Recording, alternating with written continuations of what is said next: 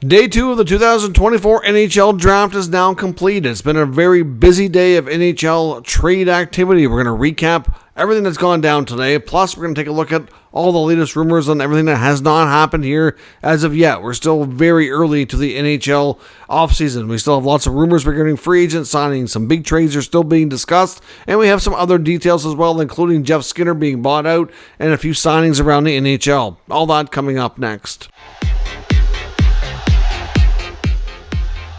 Welcome back to another video here at Top Shelf Hockey. As I mentioned, we have lots to talk about today. It's been an incredibly busy day. We're going to start this video just with a very quick recap of all the trades that we've already seen today. I do have videos on the channel, most of which are all individual. Some of them are lumped together from earlier when these trades actually first went down. But just here's a very quick recap. We saw Beck Malenstein traded from the Capitals to the Buffalo Sabres for a second-round pick.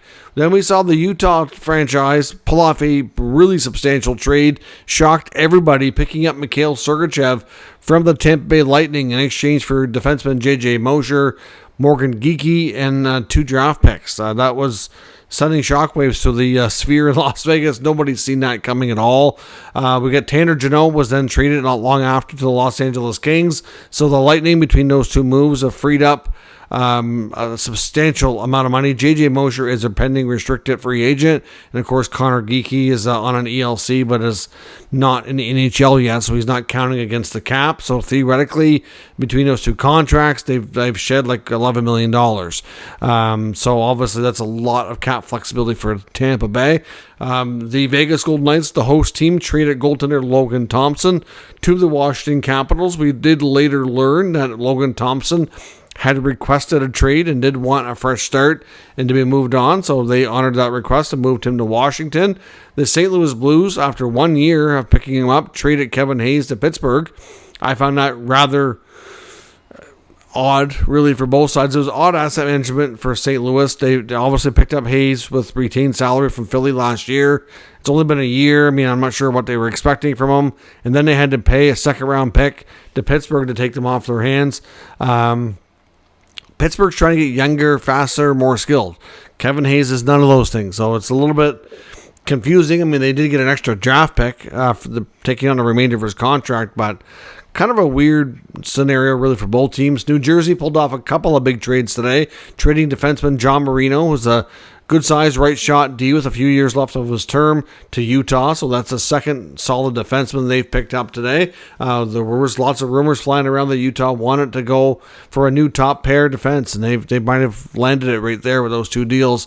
Marino goes to Utah from New Jersey, and then the Devils also traded a couple of younger players, goalie Akira Schmid and Alexander Holtz, the former number 7 overall pick in 2020, to Vegas for Paul Cotter and a third.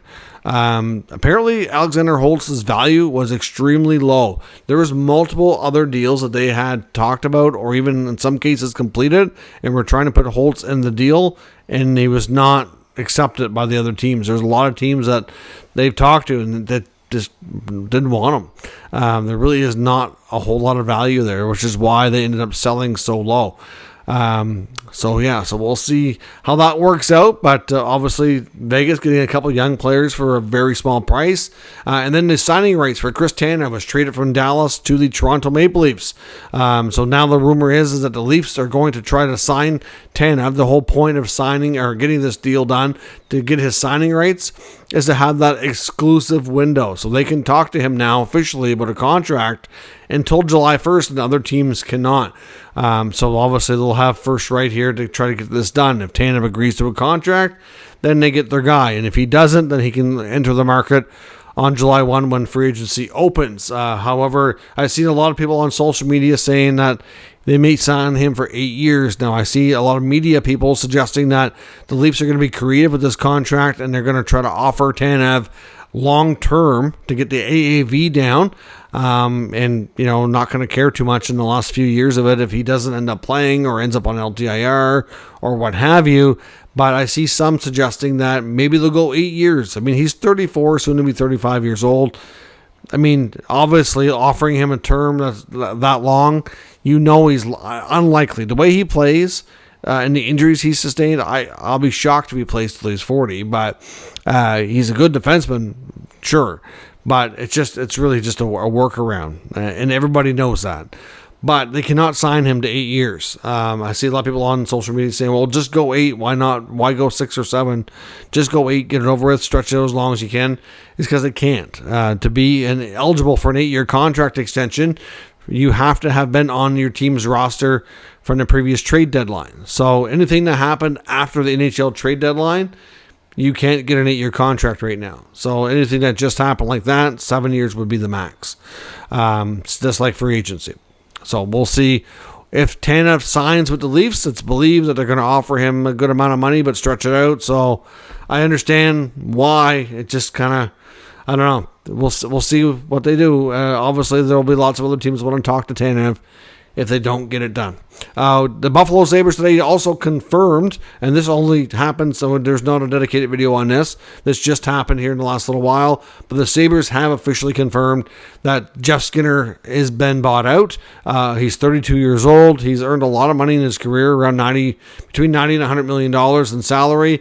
He has the most games played to never make the playoffs. He's got over 1,000 games under his NHL resume now, and he's never seen the playoffs. It's a very sad story when it comes to that. But Skinner's been a pretty consistent for the goal scorer. I mean, he's hit 40 goals once. He's hit 30 goals 5 times, hit 20 a few other times besides that.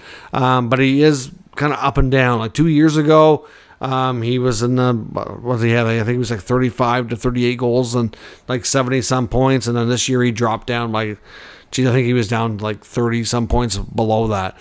So yes, he had a down season, and there was parts of that contract that he's in that wasn't great in the beginning, but he's kind of all over the place. It's really hard to say, but over the course of his career, if you average everything out, he's been a pretty good productive scorer.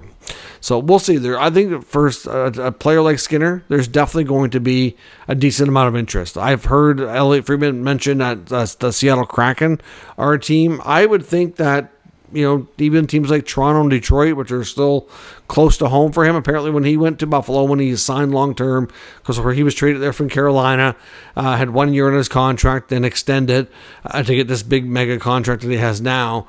And of course he had that was when the 40-goal season was. It was a career year and a contract year. Part of that extending there was being close to home too. So we'll see. There'll definitely be interest. There's no doubt. I would suspect he'll probably sign a lot cheaper than what he was making, given the fact that he'll still get money from the buyout. The Sabres are going to save a lot of money. His cap hit from $9 million is going to drop down to 1.4 for the coming year, 4.4 for next year, and 6.4 for the third remaining year. Then they have 3 extra years tacked on at $2.4 million. The sad part too is, like I said, he's got over 1,000 games, never been on a team that's made the playoffs. But when he was traded from Carolina, they've made the playoffs every single season since he's been gone. It's the same now going to happen to Buffalo. They've been really close the past couple of years. They wouldn't be shocking if they made just enough moves to take one more step next year and get in. I just kind of feel for the guy. I would suspect, and hopefully for his sake, that he signs with a team that's in contention and gets in the playoffs next year. It's just kind of a sad state in that sense. We also have a signing in Utah. Again, they've been very, very busy today. They signed defenseman Juuso Valimaki to a 2-year contract extension at $2 million per season. So now they've got Valimaki, Durzi, Sergachev, and Marino all under contract. So that's a much better looking top 4 defense than they had previously. There's also word out of Ottawa, because we've heard this on a few other teams as well, when it comes to qualifying offers, which are due tomorrow, that they may not give qualifying offers to not only Eric Brannstrom, but it's possible Parker Kelly could be in that boat as well. We're hearing that it's based on where his what his qualifying offer is and where everything is at, that they may not do it. Essentially, it's not like they don't want to keep Parker Kelly. I think they would, but they just don't want to give him a raise. I think he'd have to agree to take the same or less money. And at this rate, as much as you could say he played well under the coaching of Jacques Martin and Daniel Alfredson, I don't know. At the same time, they were really changing this roster a bit right now, and you can tell they really want to get a lot bigger. A lot of the smaller players, I think, might be doomed to lose their roster spots. And Kelly plays hard, but he's not a big guy. So wouldn't be shocking if they did end up moving on. But Parker Kelly is a really hard worker. Had to work hard for everything he's got. Was an undrafted player, went to camp with the Senators, got signed. He won their hardest worker award in development camp a couple times as well. And just really worked hard to get where he's at. So I certainly hope that whether it's Ottawa or somewhere else, that he continues on with his NHL career. A bunch of other news and rumors around the NHL when it comes to free agency. Steven Stamkos, even with all that money that Tampa freed up, they're still expected to let him talk to everybody else on Monday and enter free agency. It's still believed, according to comments from Julien Brisebois, that they're still not coming to terms. Everybody assumed that when they freed up all this money, okay, they figured out how they're going to keep Stamkos. Nope. Brisebois, after the second day of the draft was complete, did speak to the media today, and again acknowledged that he had more conversations with his agent Don Meehan today, and they still have not come to any terms. He said the Lightning have not changed their stance on this. So it sounds like there's no new offers presented, even with the newfound cap space. So they're playing hardball right now. The belief was they offered him like I think it was $24 million, but it's $3 million AAV over 8 years, and he doesn't want to do 8 years. By the sounds of it, it sounds to me from what we've heard that he would probably be more comfortable with that kind of money over 3 or 4 years, and then from there, if he wants to keep playing, he can sign and make even more money. But to sign for that long just doesn't make sense, and they're not anywhere near in agreement. Now, could there be a last offer that comes in right before free agency starts? Wouldn't be shocking, but it's also believed that Tampa, they may be going in a new direction here and maybe really pushing hard to go after Jake Guentzel. Now, Jake Guentzel had requested from Carolina that he wanted an 8x8 contract, and they reportedly got back to his camp today and said they're willing to go there and make that offer for him, and he had not accepted.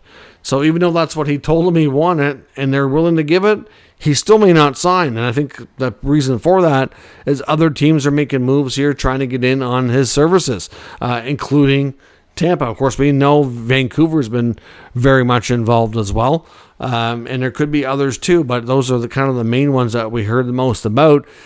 I don't know. I do wonder, would Tampa, in a no-tax state, obviously, a team that's won a lot, a team that's got, in the state of Florida, great weather, the tax situation, would he prefer to go there? I don't know. We'll have to see. We know there's a lot of Pittsburgh connections in Vancouver. Be curious to see what Guentzel does. But right now, it looks like Tampa might be trying to push for another big name like him and still would rather give him the money than Stamkos, which to me is shocking. Completely shocking. Guentzel's a good player, but, he's not super young either. I mean, yes, Stamkos is a little bit older than him, but he's also been their captain. He's been there a long time. He's won with them, and he's still as productive, if not more. I don't get the approach here, but how they're treating Stamkos is completely mind blown for me, but we'll see. The Edmonton Oilers are still trying to make some moves as well. They have not yet processed a Jack Campbell buyout that is expected if they can't trade him, but the belief is that they want to try to trade him first, and that they're still working on that. They can do the buyout as late as tomorrow, so we will see. If they can't find a taker to take that contract, they're going to have to pay, I would think, a big sweetener, so I would suspect that a buyout is still more likely, but we'll see. They're also reportedly making some other moves to try to keep some free agents. They'd like to keep as many free agents as they can, especially the Brown-Janmark combo, maybe even Henrique. It's believed they're also looking at Victor Arvidsson in free agency as well. So Cody Cece's name is out there as being a cost-cutting measure. We'll see.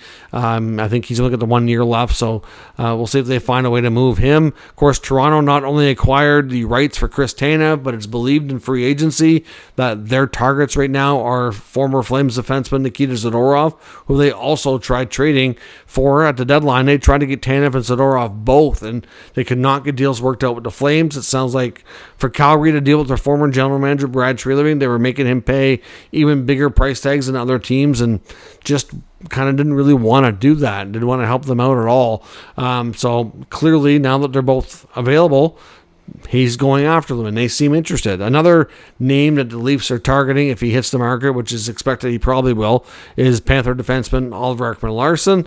After the buyout from Vancouver, he went to Florida on a one-year deal. Certainly played a lot better. I think in the right role, I think he can be a lot better player than he was kind of given credit for before. I think there was too much pressure. He was overpaid.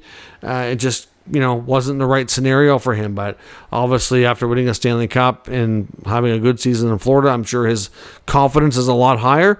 And I would suspect he's looking for probably a 3 or 4 year deal. I don't know for sure what the Leafs will end up doing. Doesn't mean they're going to get everybody here. It's going to be tough to do. But those are the other players that Toronto is looking at. We're also still surprised that the Jets have not made a move with one of their top prospects, Rutger McGroarty, who does not want to be there anymore, does not want to sign. He will remain in college by the sounds of it. If he doesn't get moved, he's not going to development camp this coming week. And the team, you would have thought, would have made a trade involving another top prospect or a first-round pick or something of that nature. There was all kinds of talk around that. It did not happen. At this point, I would wonder if it's going to happen soon-ish. Maybe the Jets play hardball and he stays in college another year, and this is something that happens later. But I would think that the Jets would rather get something in return and move on as soon as possible, I would think. It's probably nothing that's going to change his mind. So we'll see what happens. Maybe a team comes offering a first-round pick for next year. You never know. They could still get something done, but look for McGroarty and the Jet situation to hopefully get resolved here in the coming days. I know in free agency, the Senators were hoping to talk to Chris Tanev. If everything works out with the Leafs, expect them now to target Matt Roy, the Los Angeles Kings. He is expected to hit the market as well, and is still another name that's a solid right shot defensive-style defenseman that would serve them quite well if they can land him. But there will be other teams interested as well. But that will be their new target, with Tanev likely being off the market. Also, Brett Pesce still very much expected to land in New Jersey. So we'll see. Their blue line's definitely going to look a fair bit different here next year as well. Now, the other big trade that hasn't happened yet, and it could go down tonight at this point. I'm not sure it will. It looks like it's going to be worked on here over the coming days. Elliot Friedman had reported earlier that it very well could happen today, but it didn't, and that's the Jacob Trouba deal. The Rangers and the Red Wings still continue to work at this.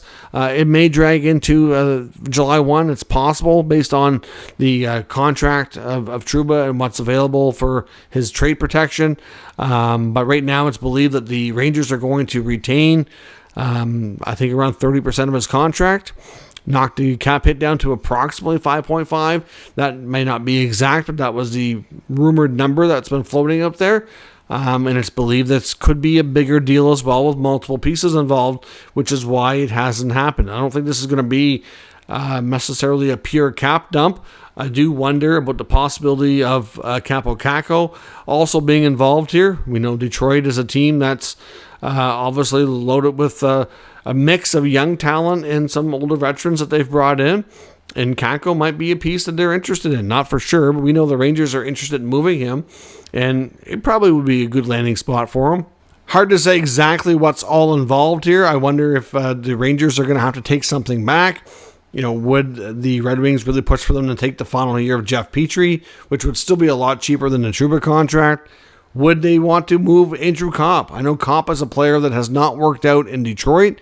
I think they regret that signing at this point, but before he went to Detroit, he was in New York, and he had a real good run with them during the short time he was there.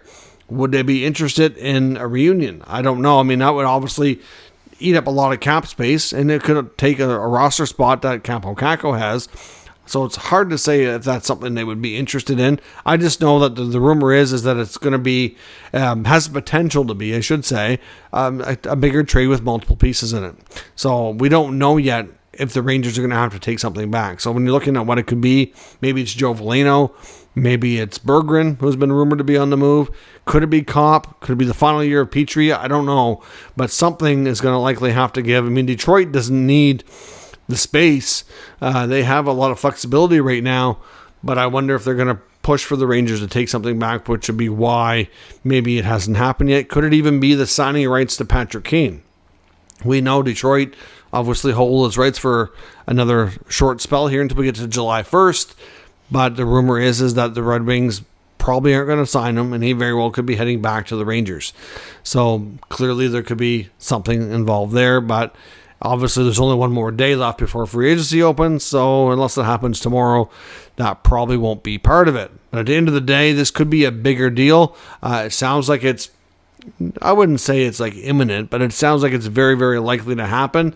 And both clubs kind of have, the framework is pretty well in place, but it sounds like they're kind of fine-tuning anything else that might be involved. Now, they may end up kind of scrapping some of this other stuff and going just for Trouba to the Red Wings for future considerations. I don't know if that's something they will do. That's the part nobody really knows yet, is what, if anything, is going back to the Rangers in this trade. So we'll see. It sounds like it's going to happen, just a matter of time once I get everything sorted out. So let me know your thoughts on all of today's news and rumors down in the comment section. We'll discuss further. If you're new to the channel, make sure you subscribe and stick around. We'll keep you up to date with all the news, rumors, and analysis of all 32 NHL teams. Thank you for watching. I'll catch you next time.